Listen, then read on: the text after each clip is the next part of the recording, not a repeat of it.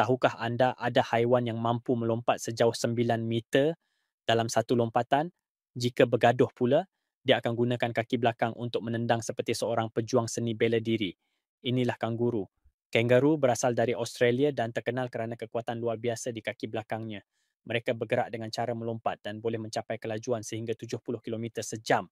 Ekor mereka yang besar dan kuat pula membantu dalam keseimbangan semasa bergerak. Kangaroo jantan sering bergaduh untuk menunjukkan dominasi. Mereka akan berdiri tegak, menumbuk dan menendang lawan menggunakan kaki belakang.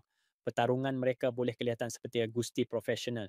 Antara kelebihan kangaroo termasuk lompatan yang sangat efisien, tenaga kuat di kaki dan ekor, serta kantung khas untuk membawa anak yang dipanggil joey. Namun, kangaroo juga ada kelemahan.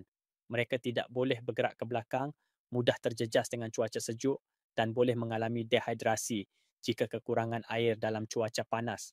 Jika anda rasa haiwan ini luar biasa, jangan lupa untuk kongsi dan ikuti kami untuk lebih banyak fakta menarik tentang dunia haiwan.